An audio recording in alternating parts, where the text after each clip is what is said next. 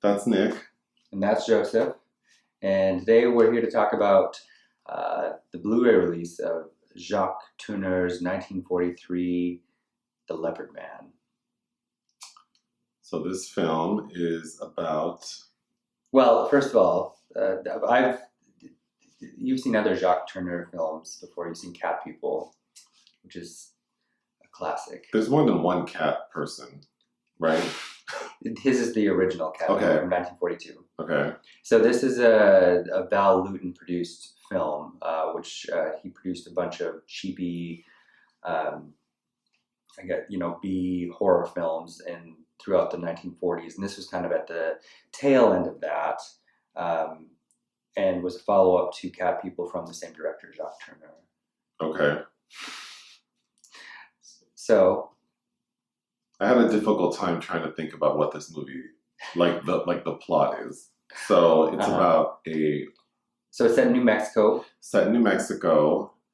A white woman who is like an entertainer. It's not clear to me if she's like a singer or an actor, but we're not sure what she does. Her name's Kiki, though. Her name's Kiki. Mm-hmm. She is jealous of another female performer who is Mexican. Named Clo.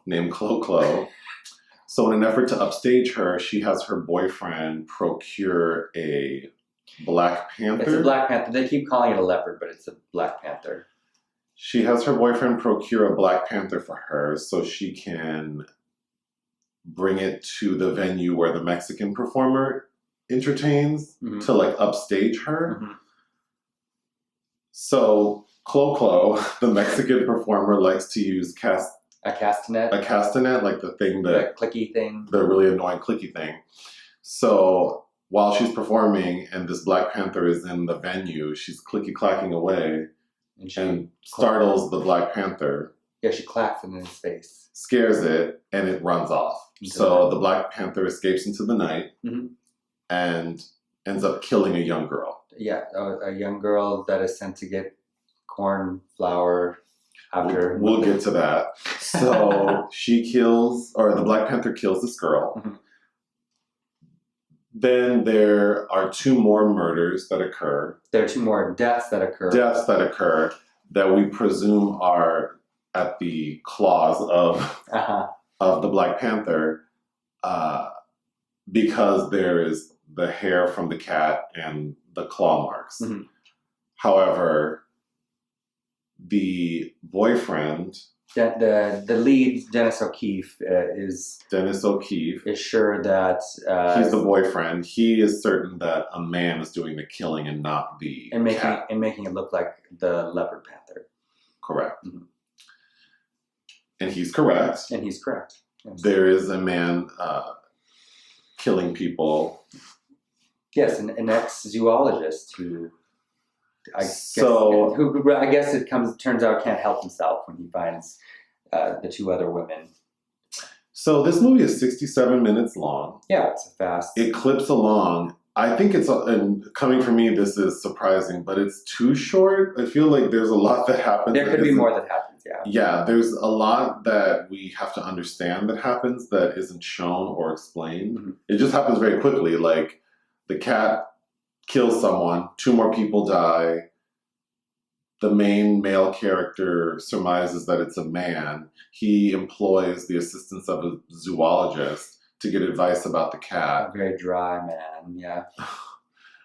Who ultimately is the killer. He's taking advantage of this initial attack as a guise for which is a plot point that's been used,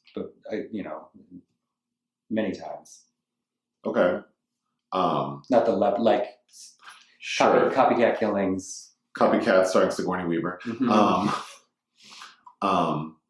Yeah, this movie was interesting.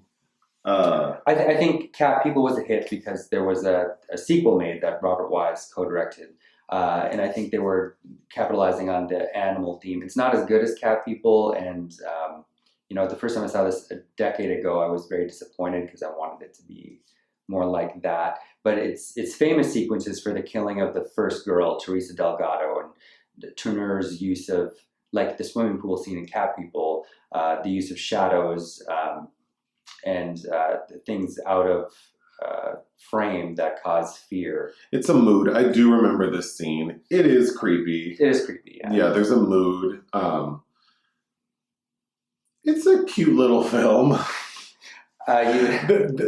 So the actual story and the pacing of it, the actual storytelling is not that compelling to me. There are some plot points that I find very interesting, like all of the people who are murdered are Mexican.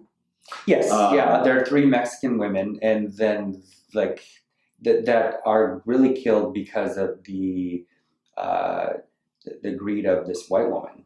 If you think of it, to supersede the there's a line. It's Jean Brooks, the actress, who also stars in Val Lewton's The Seventh Victim, which was the same year and is an excellent movie as the cult's kidnapped sister of Kim Hunter. Anyway, she's talking to the cigarette girl. It's in the opening sequence of the film, and they have snide comments about Clo-Clo and how this is a bad town for blondes because of the popularity of this Mexican woman. Okay. So yeah, I think Tourneur is doing something with racial otherness, kind of like he did in Cat People. But I also wanted to point out this was based on something written by Cornell Woolrich, who was the writer of Rear Window, and a lot of other kind of pulpy novels that a lot of great film noir is based on. Okay. Anyway, sorry I derailed you. No, I mean, it's just, yeah. I mean, it's a very basic film. Yes. That story-wise, but yeah, like the racial undertones are very interesting. And as you pointed out, you read that it's one of the first depictions of serial killer. The idea of a serial killer, because that language wasn't used back then. So yeah, I mean, for that it's interesting. I do find the race subtext to be interesting. There is a scene, so the gentleman who handles the cat, the one who they procure the cat from. Yeah, Charlie Ho-Hum is the character's name. Okay, so... Who's an Indian played by a white man. Problematic. There's a scene which I thought was really good where he basically convinces himself that he might be the killer and then tries to convince like the sheriff that he needs to be locked up for this crime that he did not commit. And it was pretty comical on the level of like a funny Judge Judy clip. Like, it's just insane that this, like out of nowhere, this man thinks that he might be responsible. So, you know, I think for the length of the film and all of the different components to it, it's moderately enjoyable. There's some good lines. I like the fortune teller played by Isabelle Jewell. Yes, the fortune teller who's also in The Seventh Victim, but she's kind of like a withered Gloria Graham-ish type. Okay. And Clo-Clo, played by an actress named Margot, has some good lines. One name only. Margot. Like Madonna and Cher. Okay. She has a couple good lines, like there's some shade there. Like, I don't... Well, there's a scene where she's explaining to this older gentleman, like, she's a gold digger and very proud of it. And that was interesting. Yes, well, it's what causes her demise because he slips her $100 bill that falls out of her stockings. And as she goes to find it in the streets, that's when she's accosted by the killer. But my favorite line was in response to the Panther incident when she's like, I don't need a panther, I have talent. Or leopard, I guess is the line she uses. But yeah, it's a cute little movie. It's relevant, I think. Like, well, to consider that as World War II rages on, this Frenchman is making these cheapy horror movies in Hollywood. And it didn't feel cheap, and it looks great. And it had a mood, and you know, by today's standards, it was very funny watching So somehow this town in New Mexico is very Mexican, mm-hmm. and hearing all of these actors who are seemingly white attempt to play Mexican characters with an accent who are speaking Spanish so poorly is alarming / amusing. I think Margot's might be the only like actual Latin out of the principals, but yeah. Perhaps, I'm not convinced, but yeah, you know, it was an era, and that film feels like that. But within that era, someone whose name I don't recall, the director. Jacques Tourneur, who He made a film that actually like has a mood that while watching it, I mean, it definitely is styled like. Well, he went on to, this was kind of his last stand with Lewton, but went on to direct some seminal film noirs, like Out of the Past, several years later, which is one of the most famous film noirs of all, and also Berlin Express. Okay. And it was the son of a director, Maurice Tourneur. But, yeah.